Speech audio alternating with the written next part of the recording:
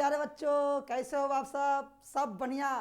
बहुत ही bumper update आज आया है आपके लिए क्लास 12th के विद्यार्थियों के लिए।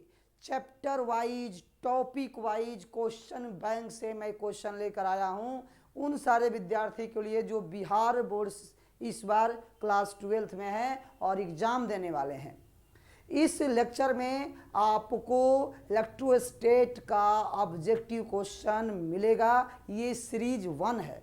ऐसे सीरीज आपके कंटिन्यू आते रहेंगे। मैं एक बार फिर से आपका स्वागत करता हूं आपका प्यारा सा यूट्यूब चैनल साइंस स्कूल में। जी हाँ, आपने सही सुना, साइंस स्कूल है ना। साइंस स्कूल में आपका मैं स्वागत करता हूं। आइए मैं आगे बढ़ता हूं और इसका श्री ग्रेस करता हूं। आप जो है कि इस वीडियो के शुरू से अंत तक बने रहिएगा। इसमें बहुत ही इम्पोर्टेंट सेशन हम लोग सीखेंगे जो कि आपके बोर्ड के पॉइंट ऑफ व्यू से काफ़ी इम्पोर्टेंट है। तो श्री गणेश सब करेंगे और आइए देखिए कि क्या होगा। कोशिश जारी रख, जरूर सफल तेरा काम होगा। कोशिश जारी रख, जरूर सफल तेरा काम होगा। तू बस धैर्य बांधे रख, तू बस धैर्य बांधे रख, तेरा भी नाम होगा, तेरा भी नाम होगा। हम आपके साथ हैं, आप एक कदम चलोगे, हम आपके साथ 10 कदम चलने के लिए तैयार हैं। 110% हम अपना एफर्ट आपके लिए लगाएंगे, है ना। बस आपको ये काम करना है कि आप कंसिस्टेंटली लगातार धैर्य के साथ आगे बढ़ते रहना है। माय डियर स्टूडेंट्स, आगे बढ़ते रहना है ना। बहुत बढ़िया। तो चलिए अब हम लोग सेशन को स्टार्ट करते हैं। और क्वेश्चन करने से पहले कुछ मैं समराइज फॉर्म लाया हूं कि इस चैप्टर में, इस सेशन में हम लोगों से किस से रिलेटेड क्वेश्चन होंगे। तो देखिए, क्वेश्चन आपके टॉपिक रहेंगे वैद्युत आवेश एवं क्षेत्र। वैद्युत आवेश एवं क्षेत्र में ये सारे टॉपिक हम लोग डिस्कशन किए हुए हैं और इससे संबंधित क्वेश्चन रहेंगे। जैसे वैद्युत आवेश देखिए 2 प्रकार के होगा, आवेश धनात्मक आवेश और ऋणात्मक आवेश। आवेश घनत्व 3 प्रकार का होता है। एक पृष्ठ आवेश घनत्व, एक रेखीय आवेश घनत्व और आयतन आवेश घनत्व। ये पृष्ठ आवेश घनत्व को सिग्मा कहा जाता है, रेखीय आवेश घनत्व लैम्डा और आयतन आवेश घनत्व रो यानी कि घनत्व। कूलॉम का नियम में 1/F बराबर 1/4 pi epsilon not Q1 Q2/r² आप सबने सीखा होगा, जरूर सीखा होगा। कूलॉम का बल जो है संरक्षित होता है माय डियर। कूलॉम का बल जो है वो संरक्षित होता है। कूलॉम का बल संरक्षित होता है। और क्या होता है देखेंगे, और देखेंगे कि बिंदु आवेश के लिए लागू होता है। यह जो है बिंदु आवेश के लिए लागू हो गया। क्रिया प्रतिक्रिया का जोड़ा है, यह क्रिया प्रतिक्रिया का जोड़ा है, मतलब यहाँ न्यूटन का तृतीय नियम भी लागू होता है माय डियर। तो आप देखें यहाँ जो देख रहे हो ना एप्सिलॉन नॉट, एप्सिलॉन नॉट निर्वात की परावैद्युशीलता होती है। निर्वात की वैद्युशीलता होती है जिसका मान 8.85 × 10⁻⁻12 कूलम स्क्वायर प्रति न्यूटन मीटर स्क्वायर होता है माय डियर। आगे देखेंगे इसका विमीय सूत्र m-1 l-3 ti² और t⁴ होता है। और देखेंगे कि आवेश का जो है साई मात्रा कूलम होता है और आवेश का विमा AT होता है या IT होता है। ये चीज़ें आपने डिस्कस किया है और सीखा है। बस इसको मैं समराइज कर रहा हूँ। आवेश का गुण है आवेश संरक्षित होता है, आवेश संरक्षित होता है, आवेश क्वांटाइज होता है, आवेश क्वांटाइज होता है, उसको काउंट कर सकते हैं, गिन सकते हैं। आवेश वेग पर निर्भर नहीं करता है। आवेश को कितना भी रफ्तार दे दो, इलेक्ट्रॉन को कितना भी रफ्तार दे दो, प्रोटॉन को कितना भी रफ्तार दे दो, उसके चार्ज के मान में कोई परिवर्तन नहीं होगा। उसके चार्ज के मान में कोई परिवर्तन नहीं होगा। यानी कि अगर इलेक्ट्रॉन पर आवेश -1.6 × 10⁻⁻19 कूलम है तो उतना ही रहेगा, उसके मान में कोई परिवर्तन नहीं होगा। विद्युत क्षेत्र, कूलम बल के प्रति इकाई आवेश को विद्युत क्षेत्र कहा जाता है। और विद्युत क्षेत्र का फॉर्मूला आपने सीखा है बल बटा आवेश, स्थिर वैद्युतिक बल बटा आवेश, है ना। SI मात्रक न्यूटन प्रति कूलम या वोल्ट प्रति मीटर होता है। और इसका dimension formula MLT-3 I-1, MLT-3 या I-1 होता है। आप देख रहे हैं कि विद्युत क्षेत्र बल रेखाएं, इसमें क्षेत्र रेखाएं के बारे में डिस्कस करेंगे। वैसी क्षेत्र रेखाएं जिसको विद्युत क्षेत्र की दिशा को दिखाने के लिए जिसका उपयोग किया जाता है, उसी के यहाँ गुण के बारे में बताया गया है। कभी भी विद्युत क्षेत्र रेखाएं एक दूसरे को प्रतिच्छेदित नहीं करती है। ये बल रेखाएं लूप के निर्माण नहीं करती है, यानी कि बंद लूप नहीं बनाती है माय डियर। इससे संबंधित बहुत सारे इसमें डिस्कशन हम लोग कर चुके हैं, है ना। ये आपके उसी का इंग्लिश फॉर्म है, आप इसको अंग्रेजी में भी देख सकते हैं, आप इसको स्क्रीनशॉट ले सकते हैं।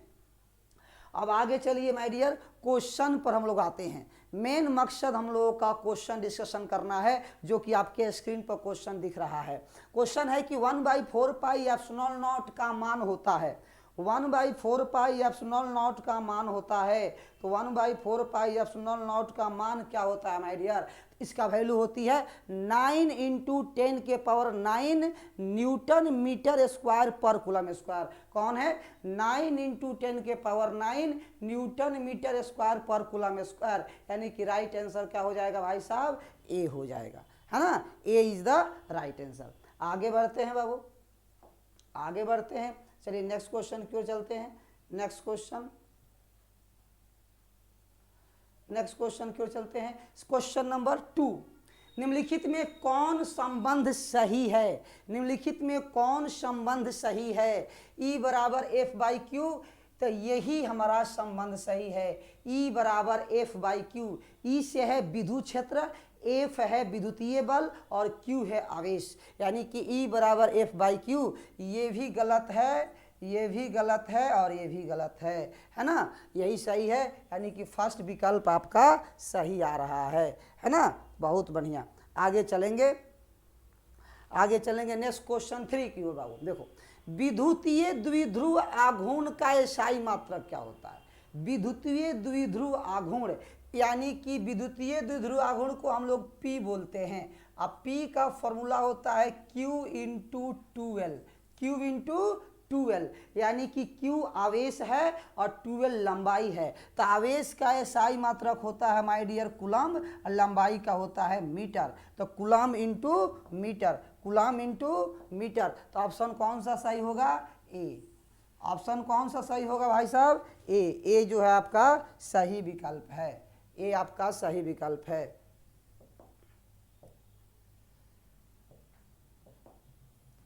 देखिए, ए आपका सही विकल्प हो गया। ओके, ए नंबर। नेक्स्ट क्वेश्चन पर आते हैं।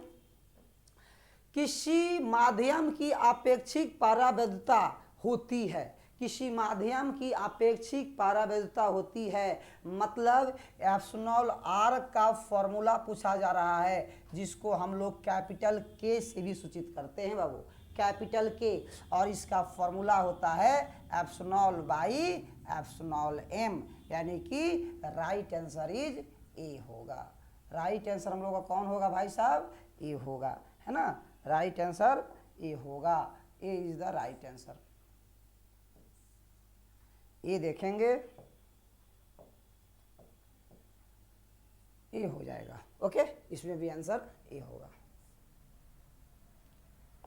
आइए नेक्स्ट क्वेश्चन में। आवेश का पृष्ठ घनत्व बराबर होता है। आवेश का पृष्ठीय घनत्व, यानी कि पृष्ठीय घनत्व को हम लोग सिग्मा लिखते हैं। पृष्ठीय घनत्व को हम लोग क्या लिखते हैं? सिग्मा। और सिग्मा का फॉर्मूला होता है Q/A, Q/A, यानी कि चार्ज बटा एरिया। तो इसका आप बताइए, चार्ज बोले तो यानी कि आवेश। अब आवेश बटा क्षेत्रफल, कुल आवेश बटा क्षेत्रफल, तो ये आपका हो गया आवेश बटा क्षेत्रफल। राइट आंसर आपका बी होगा, है ना। राइट आंसर आपका कौन सा होगा बाबू? बी होगा, सही है। चलिए नेक्स्ट क्वेश्चन की ओर आते हैं। पानी का परावैद्युत स्थिरांक का मान कितना होता है? पानी के लिए 80 होता है, हवा के लिए 1 होता है और धातु के लिए इनफाइनाइट होता है ना। यानी कि वाटर के लिए जो है आप देखेंगे डाइलेक्ट्रिक कांस्टेंट ऑफ वाटर 80 होगा, 80, यानी कि 80 आप देखेंगे। इसका राइट आंसर हो जाएगा 80, 80 हो जाएगा। आगे बढ़ते हैं, चलिए नेक्स्ट क्वेश्चन की ओर। विद्युत क्षेत्र में एक आवेशित कण पर लगने वाला बल का मान होता है। विद्युत क्षेत्र में एक आवेशित कण पर लगने वाला बल का मान होता है। तो देखिए बाबू, बल का फॉर्मूला देख लीजिए ध्यान से क्या होता है। फोर्स का फॉर्मूला F बराबर Q इंटू ई होता है। ये F बराबर Q इंटू ई, F बराबर Q इंटू ई। तो आप F बराबर Q इंटू ई यहाँ देखिए किस ऑप्शन में आपको लग रहा है, तो ऑप्शन नंबर ए। तो ऑप्शन ए आपका राइट आंसर होगा। ऑप्शन ए आपका राइट आंसर होगा, है ना। ऑप्शन ए आपका राइट आंसर होगा। तो ए आप देखेंगे, ऑप्शन ए आपका राइट आंसर होगा। आइए नेक्स्ट क्वेश्चन क्यों चलते हैं। संबंध Q बराबर एनी में निम्नलिखित में से कौन n संभव नहीं है। तो Q बराबर एनी में देखिए रिलेशन दिया गया है, Q बराबर एनी में कौन सा नंबर संभव नहीं है। तो देखिए n का वैल्यू हमेशा पूर्णांक होना चाहिए, यानी कि इंटीजर होना चाहिए। तो इसमें जो इंटीजर है वो सही है, जो इंटीजर नहीं है वो नहीं सही है। तो कौन सा विकल्प सही होगा इसमें, C 4.2 जो है इंटीजर नहीं है, इसलिए यही विकल्प हमारा सही होगा। तो 4.2 is the right answer. Okay, चलो अब वो नेक्स्ट क्वेश्चन को चलते हैं। क्वेश्चन है कि एप्सिलॉन आर का मान, हवा के लिए एप्सिलॉन आर का मान क्या होता है। तो हवा के लिए 1 होता है, हवा के लिए 1 होता है। अभी हम लोगों ने देखा कि हवा के लिए क्या होता है बाबू साहब, 1 होता है, हवा के लिए 1 होता है, यानी कि सी इज द राइट आंसर, सी इसका सही उत्तर होगा।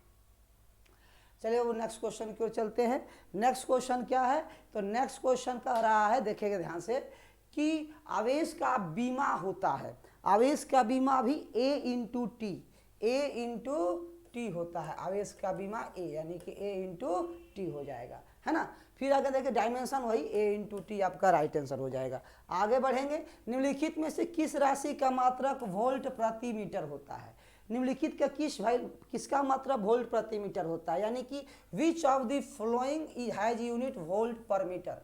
तो वोल्ट प्रति मीटर होता है विद्युत क्षेत्र का या विभव प्रवणता का, इलेक्ट्रिक फील्ड का या पोटेंशियल ग्रेडियंट का, इलेक्ट्रिक फील्ड या पोटेंशियल ग्रेडियंट। तो आप देखिए क्या हो गया, तो विद्युतीय क्षेत्र का शाई मात्रक यानी कि इलेक्ट्रिक फील्ड का होता है, इलेक्ट्रिक फील्ड का होता है। आप देखेंगे इलेक्ट्रिक फील्ड का। अब देखिए बाबू ध्यान से यहाँ की ये जो इलेक्ट्रिक फ्लक्स है इसका मात्रक वोल्ट इंटू मीटर होता है, इलेक्ट्रिक पोटेंशियल का वोल्ट होता है, और इलेक्ट्रिक कैपेसिटी का फैराड होता है। फैराड जिसको बोलते हैं वो फैराड होता है। इसको आप याद रखेंगे, बहुत ही इंपॉर्टेंट है, बेहद इंपॉर्टेंट है। आगे बढ़िए, एप्सिलॉन नॉट का मात्रक है। तो एप्सिलॉन नॉट का मात्रक है फराड प्रति मीटर, फैराड प्रति मीटर, F प्रति मीटर, यानी कि विकल्प हो जाएगा B। बहुत ही इंपॉर्टेंट क्वेश्चन है। सारे के सारे क्वेश्चन आपके प्रीवियस ईयर में पूछे गए हैं, सारे के सारे प्रश्न पूछे गए हैं। आवेश के पृष्ठ घनत्व का मात्रक होता है कूलम प्रति मीटर स्क्वायर। देखिए क्वेश्चन कई बार पूछा है, कूलम पर मीटर स्क्वायर, यानी कि आवेश सरफेस चार्ज डेंसिटी का SI यूनिट कूलम पर मीटर स्क्वायर। बहुत बार ये क्वेश्चन आपसे पूछा जा रहा है। यहाँ देखिए कह रहा है कि दिए गए चित्र में यदि आवेश Q पर कुल प्रभावी बल 0 हो, कुल प्रभावी बल 0 हो, तो capital Q by small q का मान होगा। कौन सा विकल्प सही है, तो आप देखिए बाबू यहाँ जो दिया हुआ है वो कैपिटल Q है, ये कैपिटल Q है, ये स्मॉल q है, ये स्मॉल q, ये डिस्टेंस आपका r हो गया, ये डिस्टेंस आपका r हो गया। देखेंगे ये डिस्टेंस आपका r हो गया। करते क्या है कि ये जो विकर्ण है इसके बीच की दूरी होती है √2 इंटू r, ठीक है सर। तो इसका बल जो लगेगा वो ऊपर लगेगा, F डैश मान लेते हैं, और इस पर आप निगेटिव चार्ज मान लो, बोला नहीं आप मान लो। तो इस पर बल लगेगा एक इधर एक नीचे, तो ये बल का मान जो होगा आपका हो जाएगा K capital Q small q by r square. इस बल का भी मान होगा F बराबर capital Q small q by r square. अब आप देख रहे हैं कि दोनों बल का मान बराबर है, दोनों बल का मान बराबर है, तो इसका रिजल्टेंट जो आएगा वो इधर इसके बीचों बीच आएगा, वो आता है कितना, इसका हो जाएगा √2 इंटू F। अभी F डैश और F को हम बराबर करेंगे, F डैश बराबर √2 इंटू F। तो F डैश की वैल्यू कितनी होगी बता दीजिए, के क्यू स्क्वायर अपन √2r का होल स्क्वायर बराबर, यहाँ वैल्यू कितनी होगी √2 into K Q small Q by R square. अब देखिए के क्यू और ये क्यू स्क्वायर से वो क्यू कैंसिल हो जाएगा, के से के कैंसिल हो जाएगा, तो इधर एक क्यू बच गया, इधर स्मॉल क्यू बच गया, तो capital Q by small Q, और इसको सोल्व करोगे तो सोल्व हो जाएगा तो 2√2, यानी कि विकल्प आपका मिलेगा 2√2। बी आंसर सही है, बी आंसर सही है, नेट फॉर जीरो करना है। ठीक है, कह रहा है कि जब किसी वस्तु को आवेशित किया जाता है तो उसका द्रव्यमान, तो आवेशित किया जाता है तो उसका द्रव्यमान बढ़ भी सकता है और घट भी सकता है। कैसे? क्योंकि ज़्यादा इलेक्ट्रॉन अगर निकल गया तो द्रव्यमान घट जाएगा, और जिस पर इलेक्ट्रॉन गया उसका द्रव्यमान बढ़ जाएगा, यानी कि दोनों हो सकता है, बढ़ भी सकता है और घट भी सकता है, में इंक्रीजेज और डिक्रीजेज। ठीक है, आगे बढ़िए।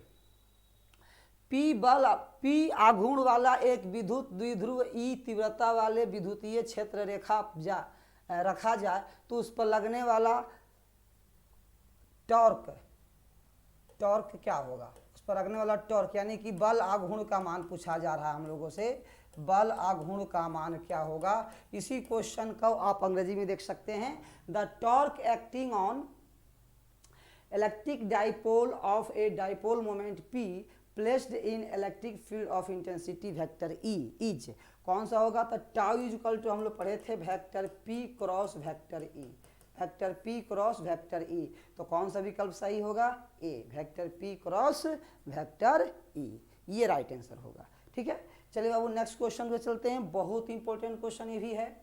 क्वेश्चन कहा जा रहा है कि एक विद्युतीय द्विध्रुव दो विपरीत आवेशों से बना है जिनके परिमाण +3.2 × 10⁻⁻19 कूलम है, और दूसरा है -3.2 × 10⁻⁻19 कूलम है। ठीक है, और उनके बीच की दूरी दिया हुआ है इतना, तो विद्युतीय द्विध्रुव आघूर्ण का मान क्या होगा? तो P बराबर होता है बाबू Q × L, तो Q का वैल्यू आप देखेंगे कितना दिया हुआ है, तो 3.2 × 10 के पावर -19, और गुणा में देखिए क्या है, ये वैल्यू है, लेंथ दिया हुआ है 2.4 × 10 के पावर -10। अब इन्हें हम सोल्व करेंगे तो 2.4 और 3.2 में मल्टीप्लाई करना पड़ेगा, 3.2 और यहाँ 2.4 में, तो आप देखेंगे 8 और 12 और ये 4 और ये 6 आ जाएगा कितना? 768, यानी कि 7.68 इंटू 10 के पावर -29, ये दोनों पावर ऐड हो जाएगा, तो ये ऑप्शन किस में आपको मिल रहा है? 7.68 इंटू 10 के पावर -29, यानी कि बी ऑप्शन आपका सही होगा, बी ऑप्शन आपका सही होगा।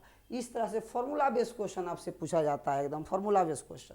देखेंगे, एक आवेशित चौक की स्थान के किसी बिंदु पर विद्युतीय क्षेत्र की तीव्रता क्या होती है? आवेशित चौक यानी कि the intensity of electric field at any position on the surface of charge conductor, on the surface of charge conductor. कोई भी अगर मान लीजिए कि आप कंडक्टर ले लेते हैं, कोई भी कंडक्टर ले लेते हैं, तो इस